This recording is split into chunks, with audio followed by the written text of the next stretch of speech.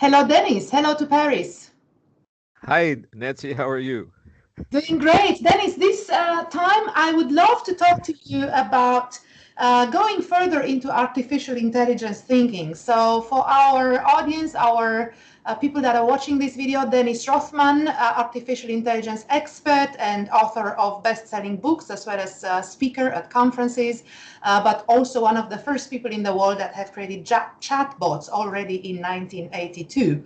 And I am Nancy Nemesh, founder of Miss Artificial Intelligence, trying to open the world of artificial intelligence to everyone, to all human beings.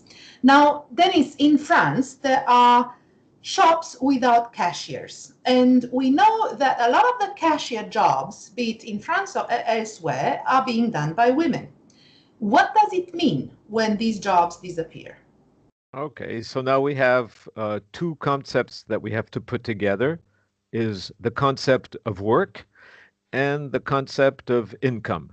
Okay, so what I'm saying is that I'm going to replace the word work by activity, and I'm going to replace the word income by necessary money to feed an automatic system in term of consumerism. That means that everyone needs to consume if the system needs to will continue to exist. If you only have robots between robots, you're going to have no money. There's going to be no money going on, or you're going to have a revolution because people are not eating.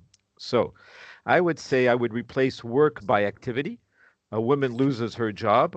I would give her like 20 hours or 15 or 10 hours of community work per week where she has to help maybe elderly people or things like that. And I would put a universal income in place so that everyone can live and consume, which will help the system.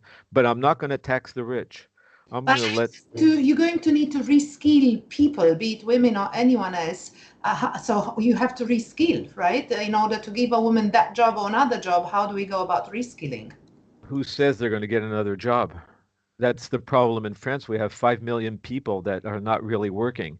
Who says they're going to get a job? Who you're going to reskill a woman that's 50 years old and just lost her job? We're dreaming. We have to just guarantee minimum income and that she can help people. But I'm saying do not tax rich people because rich people need to, you need people, all kinds of people in society.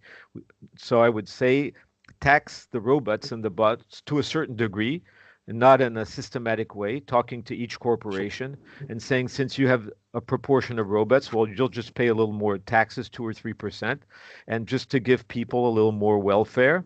And there's going to be nothing you're going to do about that because there's not going to be enough jobs in artificial intelligence to replace the jobs that you're suppressing without it, because not everyone can have a master's degree. And that is something that makes me fear. And I think along me, there are many other people. How do we remove that fear? What do we need to communicate to people so that people are not afraid of this future? Well, if I were in a government, I would immediately put a minimum income in place where there's no human being living in a Western civilization without enough money to eat, sleep, or buy clothing or feed their children. That cannot be possible.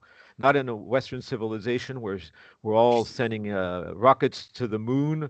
We see Amazon wants to fly rockets around the moon, and then the person watching on TV can't buy food tomorrow morning. So that has to stop now. We have enough money to do that, and without taking it from the rich people, we can produce a lot more with bots. Bots are more productive.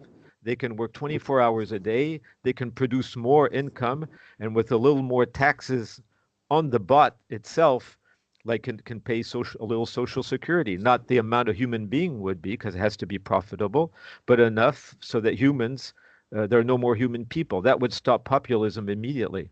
People are just being, you need dignity. We just can't be in a global world, and I can't be writing books and then driving next to someone that can't eat.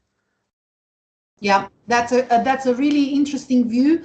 Thank you, Dennis. And next time we will You're talk welcome. about development. We'll talk about Python and programming languages. So we're going to get much deeper into the technical piece. Thank you. Okay, okay. Bye bye, Nancy.